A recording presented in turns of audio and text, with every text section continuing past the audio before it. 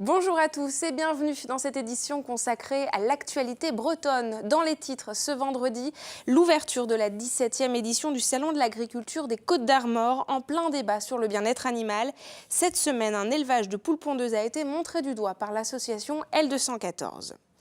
À Lorient, les collèges sont en pleine mue. Alors que le chantier du collège Briseux s'achève, un autre va démarrer pour remplacer les collèges Le Coutalaire et Quai-Rentré. Présentation du projet dans un instant.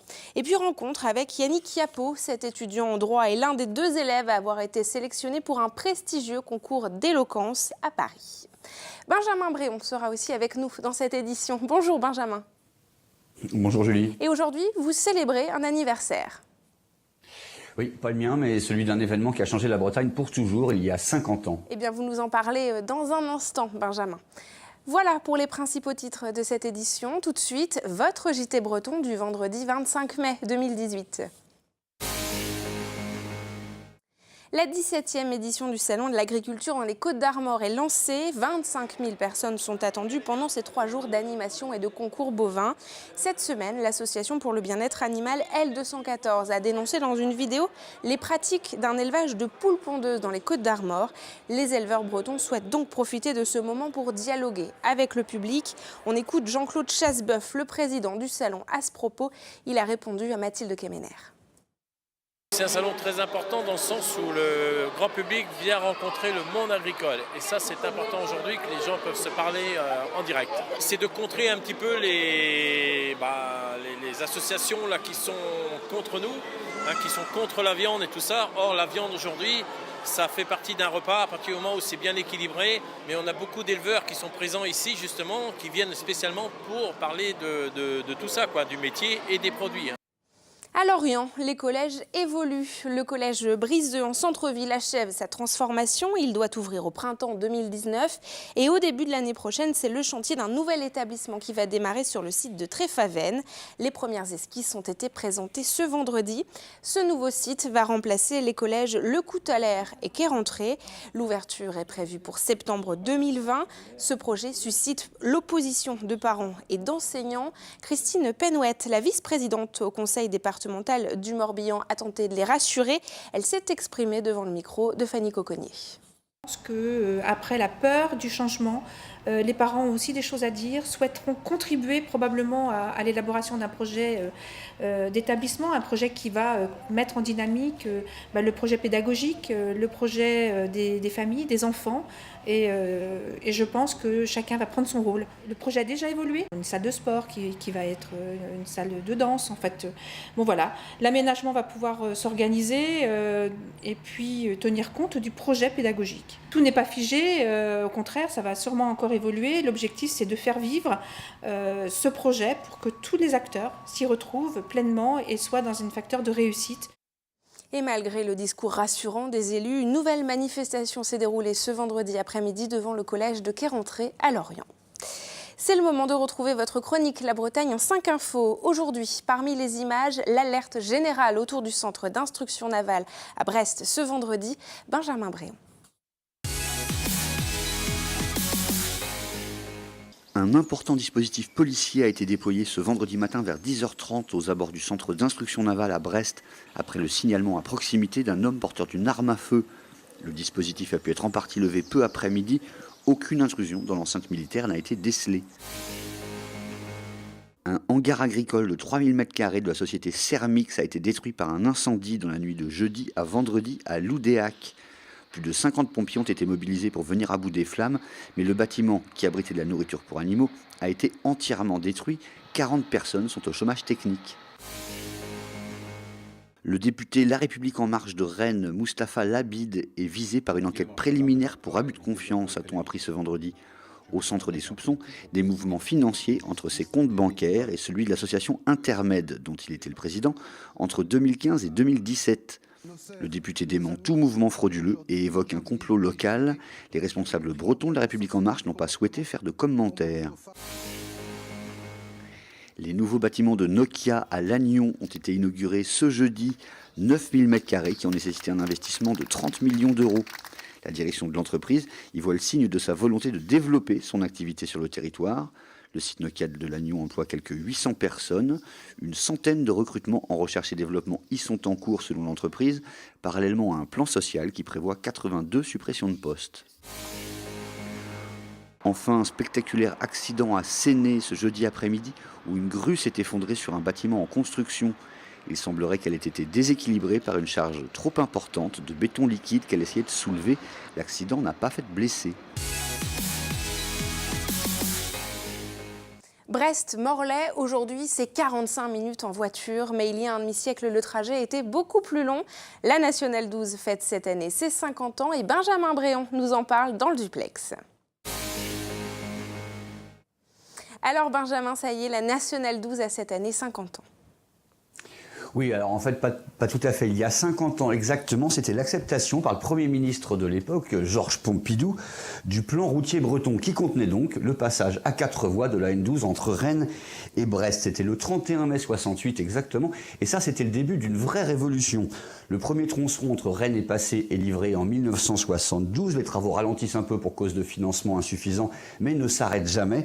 Le dernier tronçon à 2 voies, c'était à Tréglamus, à côté de Guingamp. Il passe à 4 voies en 1987. En 15 ans, donc, les 4 heures pour traverser la Bretagne, les 8 à 10 heures pour rallier Brest depuis Paris ne sont plus qu'un souvenir. Et nous l'avons évoqué mardi dans notre magazine régional L'Instant T consacré à mai 68 en Bretagne et l'émission est toujours visible en replay sur les sites de TBO et TB Sud. Cette route, c'est un des acquis de ces manifestations printanières il y a 50 ans. Et oui, parce qu'à l'époque, le gouvernement n'est pas seulement sous la pression des étudiants, mais également du CELIB, le comité d'études et de liaison des intérêts bretons, et il s'agit de désamorcer une possible révolte de la pointe bretonne. Très exactement, d'éviter que les manifestations ne se transmettent, ne se propagent au monde agricole qui est en crise, car il n'arrive pas à écouler ses productions, faute d'un réseau routier suffisant. Une autre spécificité de cette modernisation, c'est qu'elle n'a pas suivi un déroulé linéaire est-ouest. Et oui, en fait, des tronçons de routes nouvelles ont été construits ça et là au fur et à mesure pour éviter précisément l'essoufflement. Dès le début des travaux en 1972, le contournement de Morlaix passe à 4 voies. Landivisiau-Kergaradex est en 1973 et ça a sans aucun doute participé au fait qu'on aille jusqu'au bout de ce projet. On a pu voir récemment avec le projet de ligne ferroviaire à grande vitesse que le risque d'essoufflement était toujours réel. Et avec cette ligne à 2 fois 2 voies, on est passé d'un autre monde, on est passé dans un autre monde finalement, un monde plus vite. Bah oui, Julie. Tout a changé grâce à ça. Les stations-service de campagne ont progressivement fermé, les villages ont disparu des itinéraires. Il n'y a plus, vous l'avez sans doute remarqué, de vendeurs d'oignons au bord des routes. Alors c'est le sens de l'histoire et puis on s'en plaint pas. Qui peut imaginer aujourd'hui mettre 4 heures à traverser la Bretagne, se retrouver coincé pendant des heures derrière un camion poussif sur une côte à côté du Pontou, ou les embouteillages déments qui paralysaient Morlaix juste pour traverser d'une rive à l'autre. L'heure est à la vitesse, mais il y a encore des gens qui aiment toujours prendre leur temps. Aujourd'hui, ça s'appelle le Tour de Bretagne des véhicules anciens. Ça a lieu tous les ans. La grosse différence, c'est que c'est un choix. Eh bien, merci beaucoup Benjamin pour ce retour en arrière ce vendredi.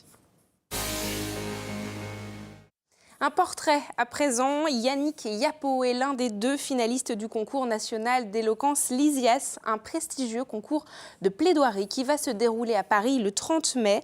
Il oppose 2 élèves en 3e année de fac de droit. Alors il est déjà un plaideur hors pair, mais cet étudiant de l'Université de Bretagne Sud à Vannes a un parcours atypique.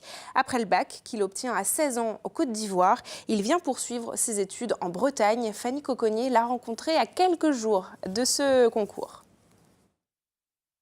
En l'espèce, cette affaire n'est qu'une juxtaposition d'accusations sans démonstration. La potentielle collusion entre les 2 frères n'est même pas... C'était le 16 mars dernier au tribunal de Vannes. Yannick Yapo, 19 ans, se glisse dans la peau d'un avocat pour le concours d'éloquence organisé par l'association Pratique au droit. Après 8 épreuves qualificatives, il plaidera mercredi prochain dans la grande chambre de la Cour de cassation de Paris. C'est un couronnement de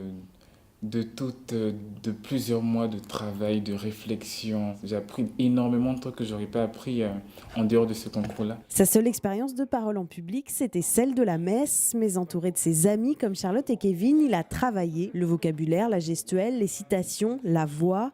Ancien professeur de droit, Sylvain Lemeur suit son parcours. Il a tout compris de ce que justement la parole en public pouvait apporter et comment bien la maîtriser. C'est un travailleur, ça se voit dans ses résultats universitaires. Et puis il a, moi, ce que je qualifie d'une certaine magie ou d'une certaine poésie, il sait emmener le public avec lui, il sait emmener le jury surtout avec lui. Sa famille, elle, le suit à distance. À 16 ans, bac en poche, il a quitté la Côte d'Ivoire pour l'université de Bretagne Sud. Il y a suivi les 3 premières années de droit en s'insérant doucement. J'étais seul à accomplir les démarches administratives, trouver un logement. Je suis arrivé en retard. Les cours avaient déjà commencé. Et il y avait une association qui est l'association des étudiants mobilité internationale. Ils m'ont aidé énormément.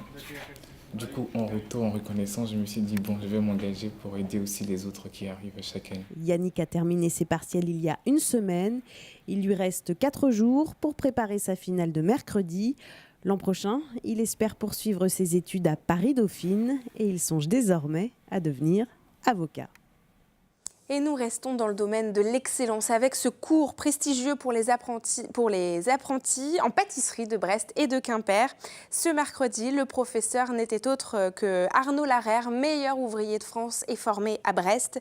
Aujourd'hui, pâtissier chocolatier à Paris, il est venu distiller son savoir-faire et les élèves étaient plus curieux et attentifs que jamais.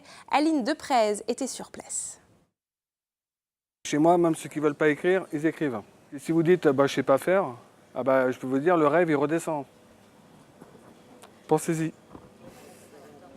Le ton est strict, mais les conseils précieux.